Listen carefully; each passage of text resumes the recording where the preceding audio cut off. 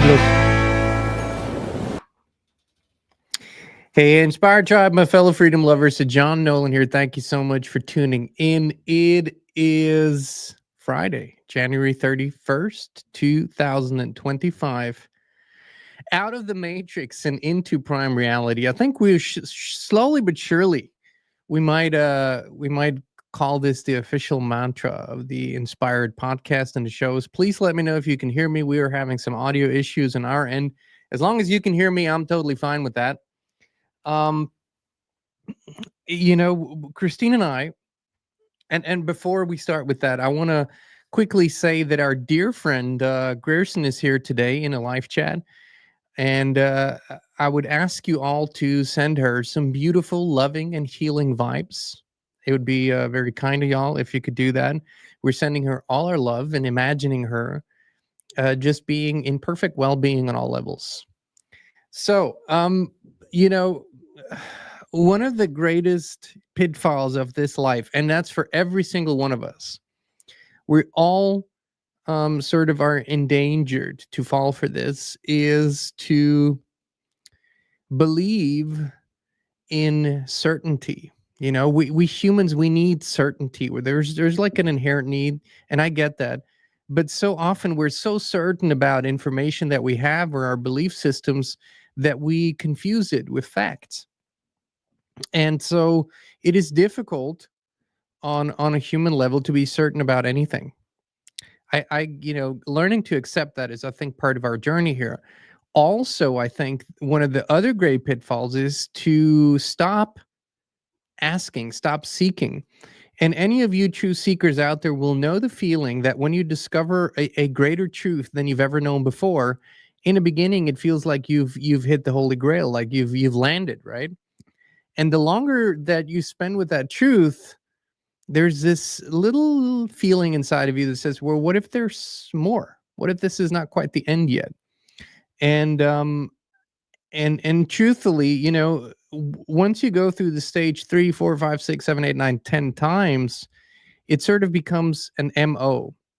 And I think it is what we might call the stages of awakening, the peeling of the onion. One of the big ones is, as our space in this reality, in this world, is filling up with information and stimulation at a rate that it boggles the mind, right? It boggles the mind. There's so much there that you can't follow it. And this isn't how it's always been, by the way. We had a time 10, 15, 20 years ago, where information was moving at a much slower pace, and you could sort of, you could sort of digest it. That's not possible any longer. And the question is why. A lot of this information is false. A lot of this information doesn't lead anywhere. It is only there to capture your attention span. The question is why. We have to always ask that question. Why? What does it do to us? And sometimes we have to look way beyond this space, this world, this experience to begin answering that question. And one of the fields of exploration for us here has been and will be, where does this all lead to? We've talked about this, we're now in a world where the concept of a simulated reality, of a construct, of a simulacrum, is accepted. It's not as strange anymore, not even in the mainstream. But to land at this concept and simply call it a certainty and not explore it any further, I think robs us of what we need to see and learn. And so I'm continually reading NDE stories, near-death experiences. I'm watching those accounts. I'm studying this. I've been in many meditative journeys myself.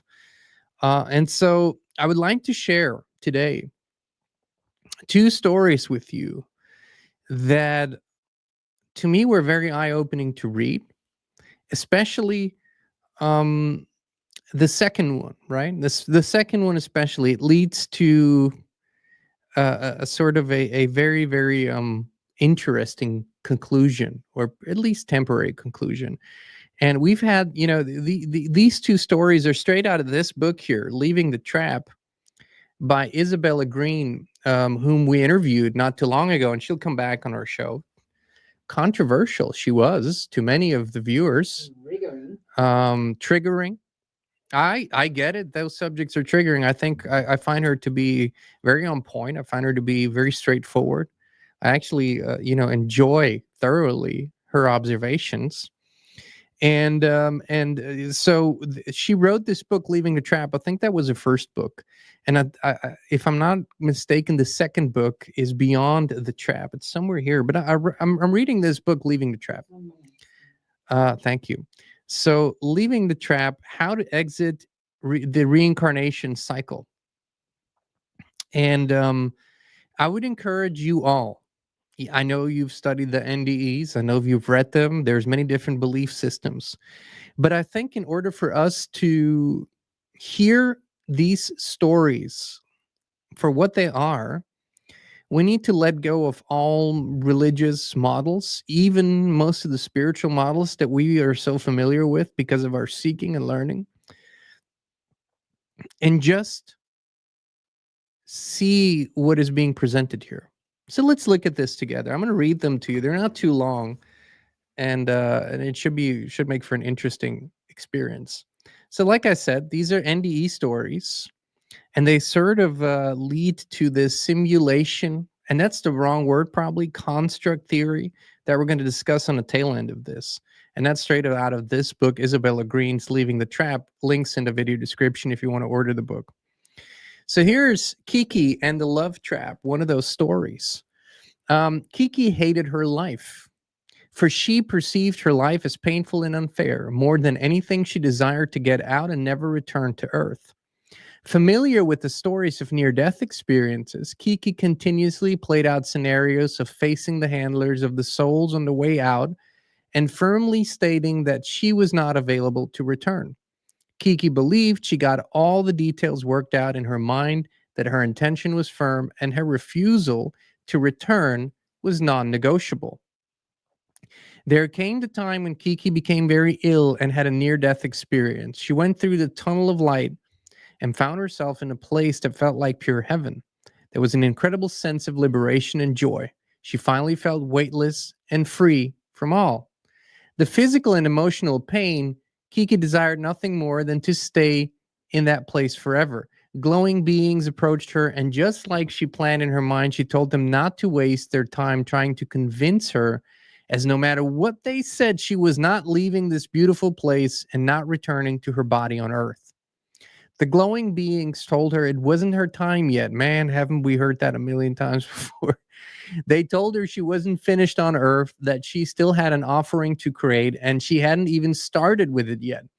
But Kiki was relentless. I don't want any part of it. I'm not going back. This conversation went on in circles for a while. The beings kept trying to persuade her, and she kept refusing. She felt confident that she got this and that nothing could convince her otherwise.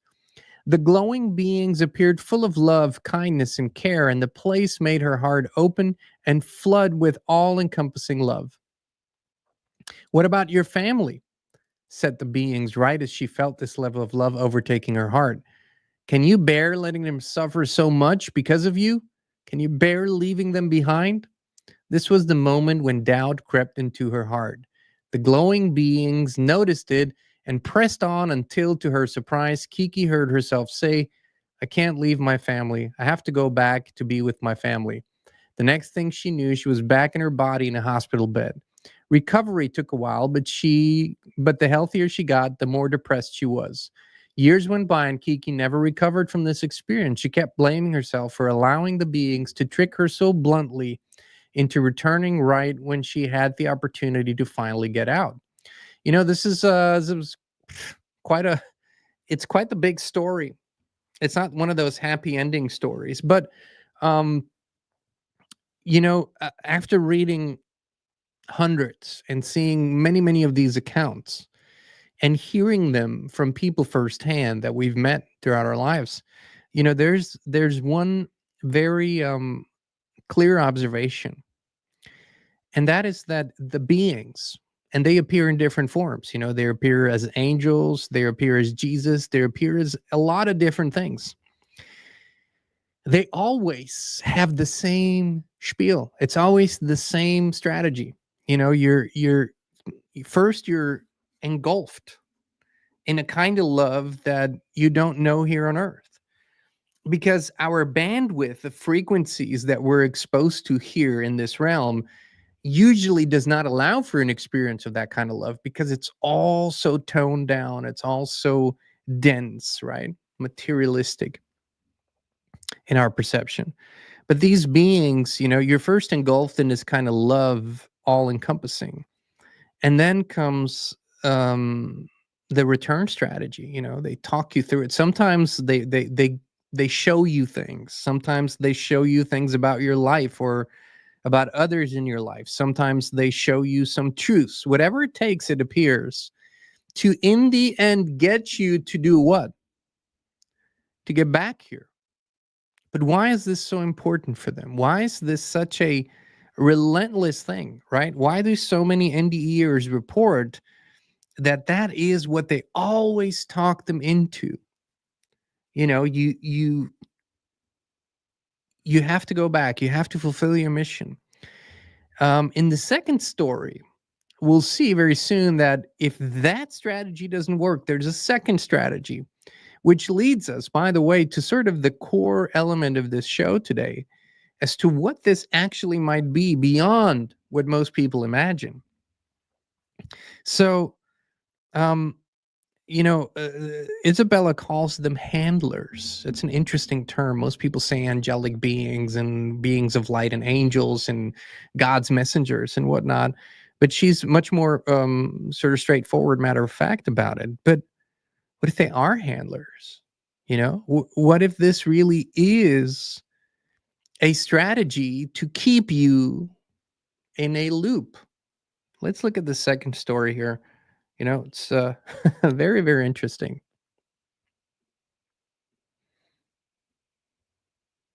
Oh, actually, there was a little bit left of that story. Unlike most people who get inspired by the words of the beings they meet on the other side, words pointing to their missions and purpose on Earth, Kiki never pursued any of it, as from her perspective, the whole thing was just a big hoax. And Isabella continues. I'm sorry, I forgot about that part. And Isabella continues. I too sometimes wonder if when the handlers tell us that we have a purpose on Earth, they really mean that our purpose is to continue providing energy for the cycle. If you think about it, you might realize that the handlers tell us we have a purpose or a job to do on Earth, but never specify what the job is. Once we're back into our bodies after having a near-death experience, we're the ones who come up with the idea of what that job or purpose is entirely on our own. Those of us exhausted by the suffering and the atrocities we witness on Earth come up with the idea that perhaps we could actually make a difference now that these beings have endorsed us. I also think that those whose souls remember living in lighter realities come up with the idea that this purpose could be their work towards making Earth plane a better place, a place a bit more like their initial homes. You know, these are some interesting observations by Isabella herself, which I think that we can all relate to in one way or another. But let's read the second story together. This is about Lee. And this is, again, Isabella writing in her book, Leaving the Trap. Lee told me the story of one of his near-death experiences. It turned out that, same as myself, he was familiar with going out of body and had multiple near-death experiences too. This was something we never talked about before. What Lee described blew my mind, as it was wildly similar to my own experiences. Here's my friend's story. As Lee came out of the body during the near-death experience, he appeared to be vacuumed up into an energetic layer that felt thick like water. He was immediately surrounded by the beings he described as pushy as car salesmen. These beings had loving voices and loving eyes, and were telling him that it wasn't his time yet, and that he had to get back into his body. Regardless of Lee saying to the beings that he didn't want to go back into the body, they continued coming up with more and more reasons why he had to go back and do a better job with his life. This back and forth conversation went on for a while. Eventually, as the first set of beings realized that they were not succeeding in convincing him, new beings replaced them. Lee described them as the ones who looked like ascended masters. There we go. You know, we have a second round of holograms come out now. This guy's not buying the story. We need the ascended masters. Except the way they stood around him in a tight circle didn't feel very loving or ascended at all, and made him feel quite trapped. These beings had angelic and melodic, otherworldly voices, but they said the same thing within its core: get back to Earth. An element of bribery was also introduced. As Lee refused and diverted the reasoning, the being started offering him things. What if we give you all the riches you want? What if we give you all the women you want? What if you become famous? And on and on. My friend continued to say no, so they came up with a different offer. And here it gets really, really, really interesting. What if we send you to a different planet? This got his attention, and he said, show me. What he was shown felt lighter and easier than Earth's reality. There was a sense of relief and density and much less striving, but it still didn't feel like where he wanted to go. And I want to pause the story here, because this is one of the most important things. The general story that we're fed for those who have studied reincarnation cycles: Earth is a school, you're here to learn, you're here to evolve. You forget all the shit between lives, but hey, you know, that's semantics.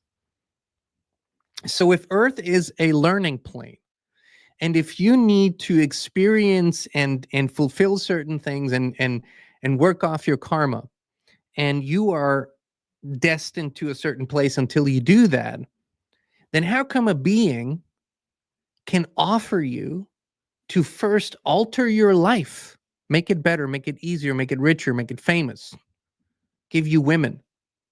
That doesn't sound very ascended, by the way.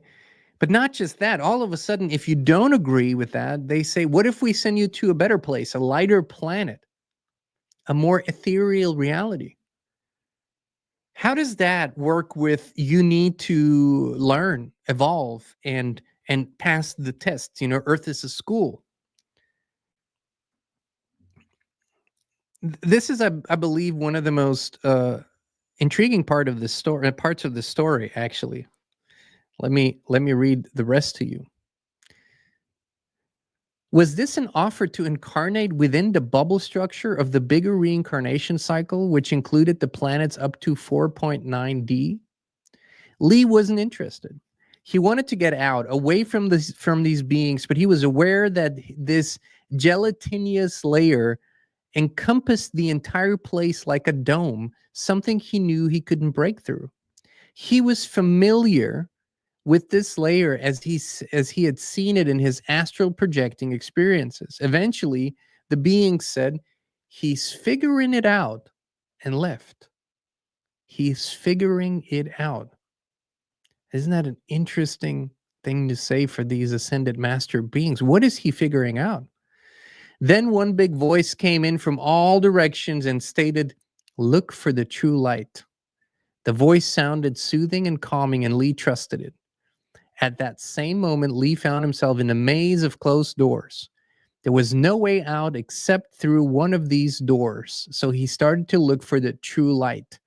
Lee opened the door with the most light coming from behind it. The light blinded him, and he felt pulled into something like an elevator shaft, with the nauseating sensation of an elevator going down. The next thing he remembers, apparently I didn't copy out the rest of that story, is he was back in his body. There's a little sentence that's left here, because Lee came back to tell the story. I think this is one of the accounts that you know, most confirms, maybe confirms a strong word, but suggests what this structure is that we're in, and that we're talking about a multi-dimensional, and if you want to use terms that people are familiar with. Multiplanetary concoction and conspiracy, a true conspiracy. That the conspiracy, and this has been one of the big subjects for many people, is that people are starting to see through what is happening on Earth. A lot of people are, like, more than ever before. They can sense the lies, they can sense that, but they stop at the earthly realm. They stop in this realm with the names they know and the people they can see. But what if this thing here is just one part of a much bigger play, of a much bigger story? And this is one act in that story. And if for some reason you advance past this act because you see through it, there are dimensions and worlds and portals and beings and planets and realities that that seduce you in a way that this does, just in a more angelic way.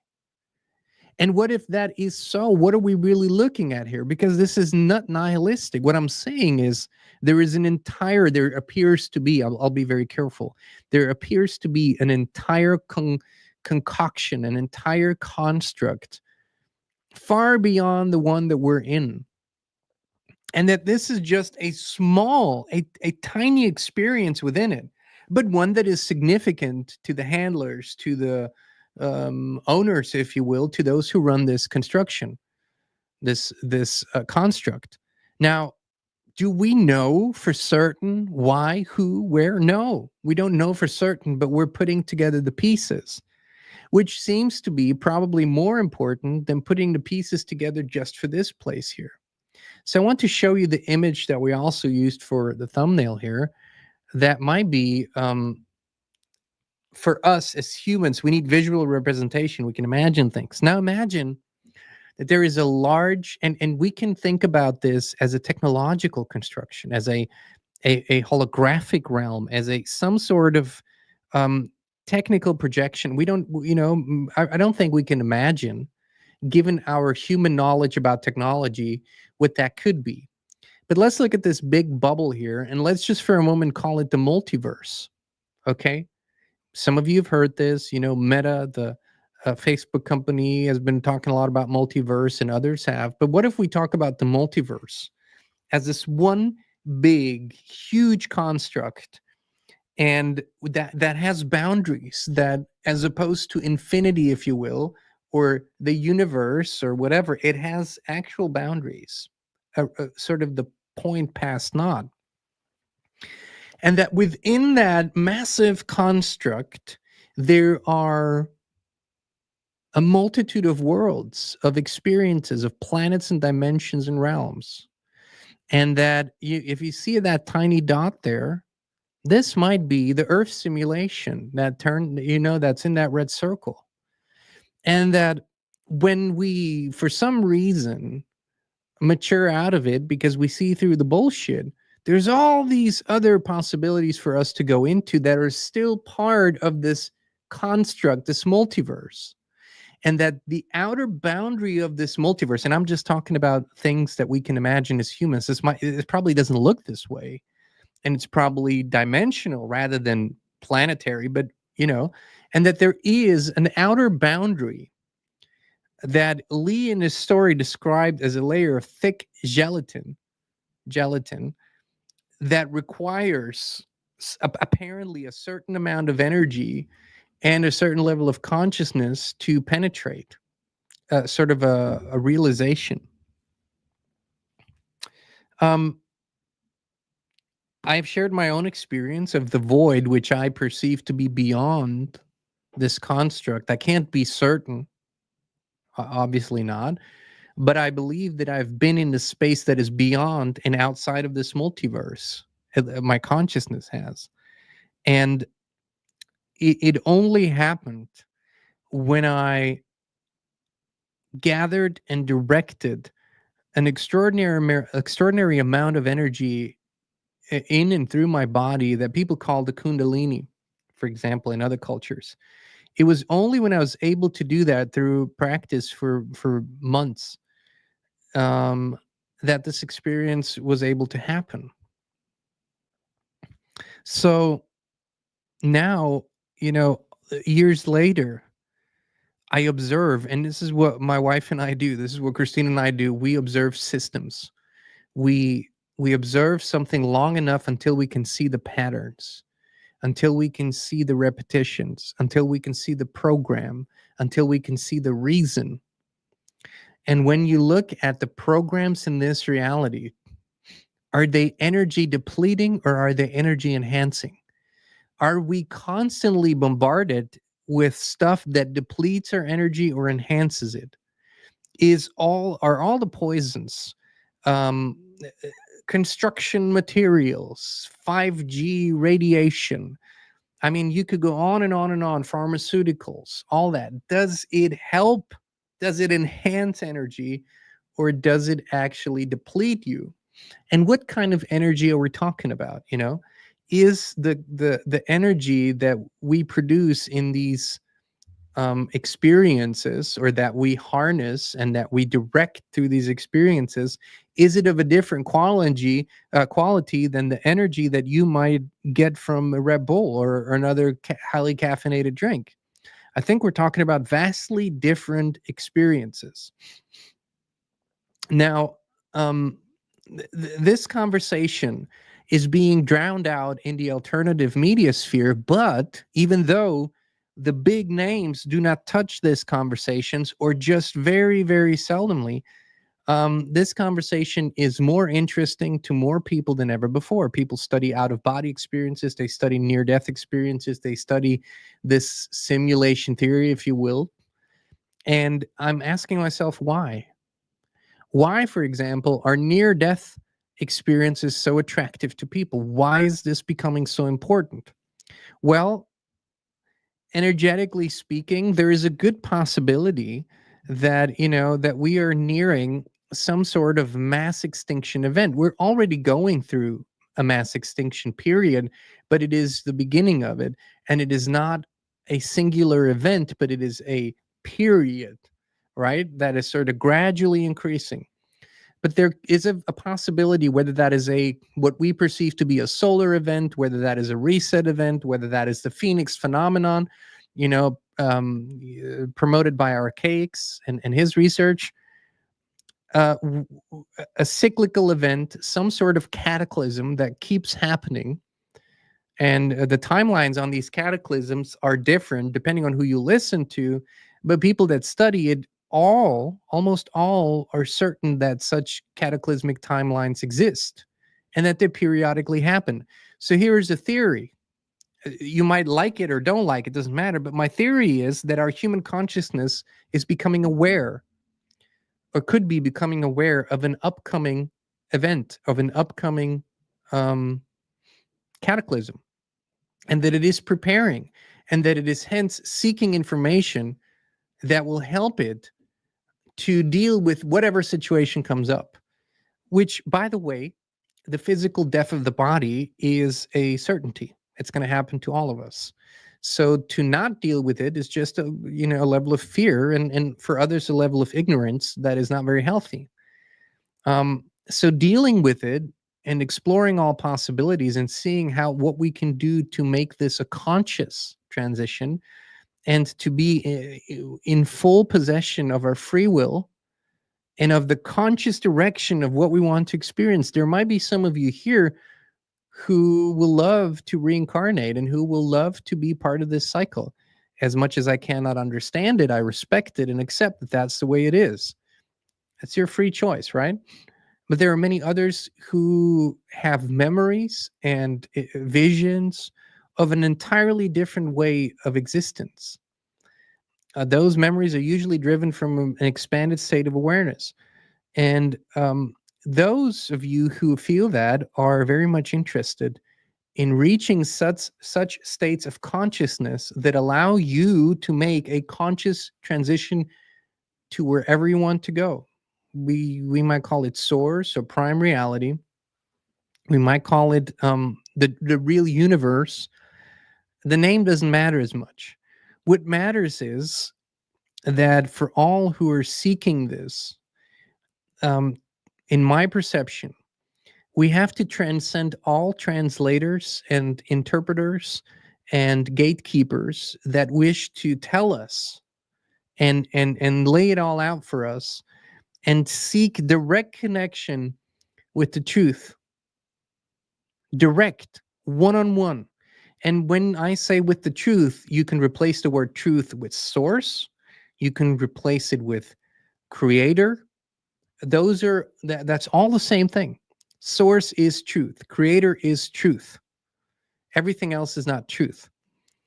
And the direct connection is first and foremost, it starts in a human being as a burning sensation, as a hunger, a thirst beyond anything else, to be in sync with the truth.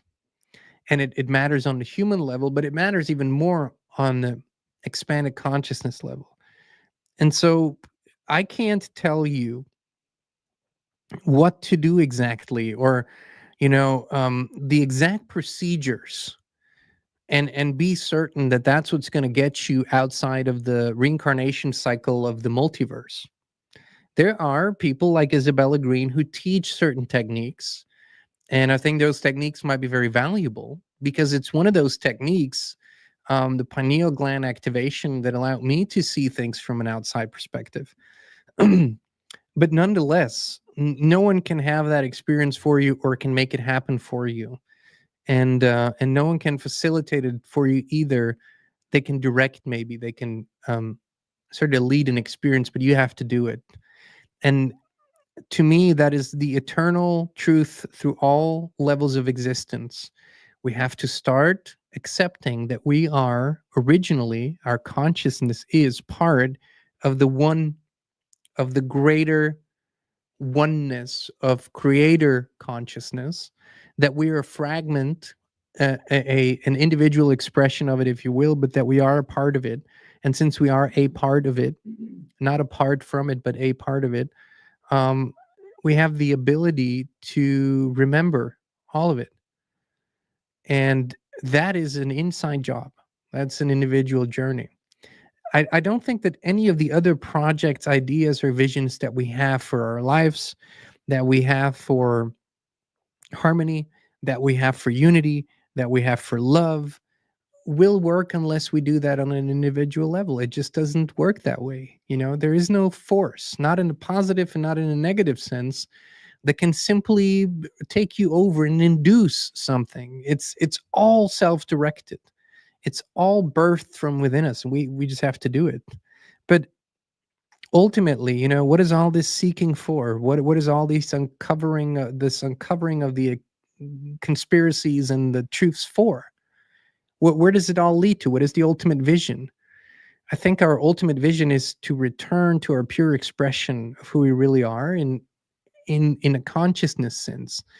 This experience here in this realm is extremely challenging. The density of the material realm as we perceive it, the density and the heaviness of our bodies, the density in the minds of so many folks around us. I'm sorry to say it, it's just a lot of dumb people out there.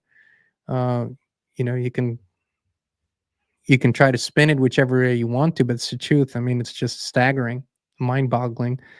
And all of that is difficult. It's difficult to deal with. We have to be so resilient and sort of maintaining balance. But so what? So it's challenging. So it's difficult. So it isn't easy. So what? What does it matter? Is that a reason not to do it? Is that a reason not to expand? And here's one more observation.